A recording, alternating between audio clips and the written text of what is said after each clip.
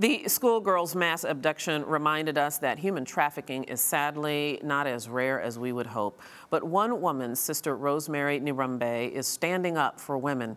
She's been designated by Time magazine as one of the world's 100 most influential people and has devoted her life's work in a remote region of Uganda to rebuilding the lives of a generation of women who have been abducted, raped, and even forced to kill by the infamous LRA rebel leader Joseph Kony. Sister Rosemary's story is captured in the new documentary, Sowing Hope. The community has put aside Sister Rosemary loves them so much. I think what you can do here is love and accept these girls and really work with them. The past will never be recovered, but there is a future.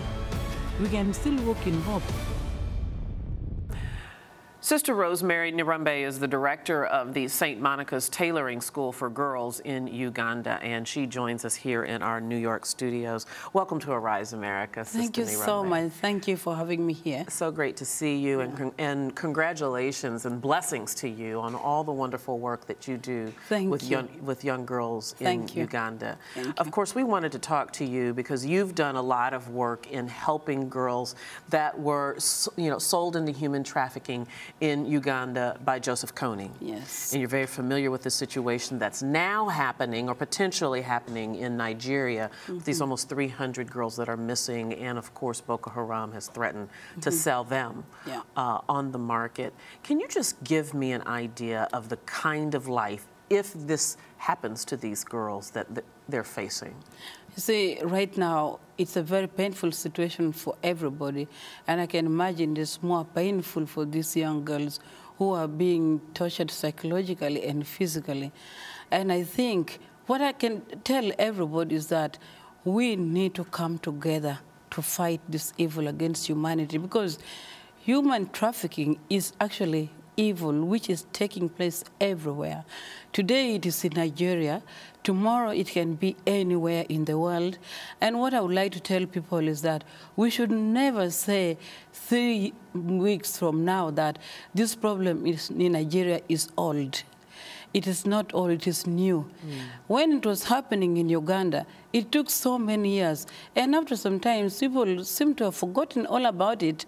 And the world was saying, oh, this is old news. Now we cannot run it anymore. I don't think that's right. We must always consider any evil against humanity as new. Absolutely. And we must shout about it, because we've got to work hard to stop this evil. If we don't speak about it, it will happen anywhere. You know, I'm sure it was horrific for you, like so much of the world, when we heard of these young girls being kidnapped.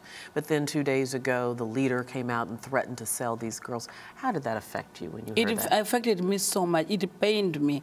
And actually, in any difficult situation, in any situation which makes me feel pain and I feel anger at the same time, I sit back and say, is there nothing else we can do? Is there nobody who can come up and say, let's enforce the Nigerian government. Let us come together. Let us make sure we fight this evil back. Because right now, these girls are feeling that they are forgotten. They feel lost. They feel like they're in a hole, in darkness. Nobody's with them. Let us make this girl feel the world cares. Let us all join hands and say, these girls, we will give you hope. We are going to struggle. We are not going to stop. We are not going to keep quiet about it. I want to talk about your program, Sowing Hope, and the work that you've done with young girls. But before I get to that, can you just give us an assessment on how pervasive human trafficking is in that region of the world? And we do know that it happens all over the world, including the U.S., but tell us about in this area in Africa. I mean, human trafficking is something which happens every day. It is all about violence against women, and also just looking at women like they have no value completely. And I think this is something which goes on and on. Sometimes it is unnoticed. If we don't talk about it, if we don't shout about it, it will continue. Even in Africa, it is continuing because people are not talking enough about it. There's not enough even media attention about it. And so it is the same here in the United States. There's human trafficking. Sister, do you think that it's that? Do you think that people are not talking about it? And I want to focus particularly Uganda, which is your experience, which might have some parallels in Nigeria now with what's happening. Is it that they're not talking about it because there's apathy there, or there's shame there? What is it? What is creating the veil of silence? You know, to tell you the truth, human beings everywhere, we are the same. Sometimes we think this is happening to few girls, one girl, one woman, it will stop. And we just forget and say it will stop, and it never stops. This is all about it. That's why I think it's very important for us to bring it to the limelight, to let people know this is not stopping. From the time we've been imagining that it's stopping, it is going on. Why are we not tackling it? Why are we not putting it in the front page and say this is the evil which is happening in Uganda, it's happening now in Nigeria, and it happened in the United States. It has been happening. There are countries receiving even these people who are being taken. They receive them. And what do they say about that? What do they say? These children, these young women who are brought, are taken in by some people. And for me, that's why I ask, I say, where are the lost girls? Why are they not in the limelight? What are we doing about them? What program do we have to restore their dignity? This is why I've been struggling to give dignity to these women, to let them know they are not lost, they are not going to be forgotten by the world. And I was going to say, you're one of those who is doing something through your program, Sowing Hope. You brought this beautiful purse here.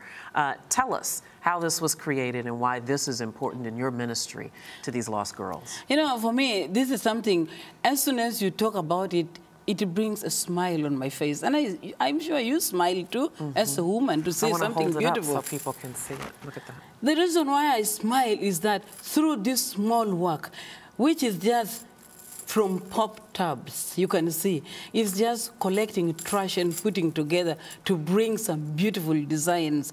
These women are involved in this. This is one way of telling them your hope is not lost.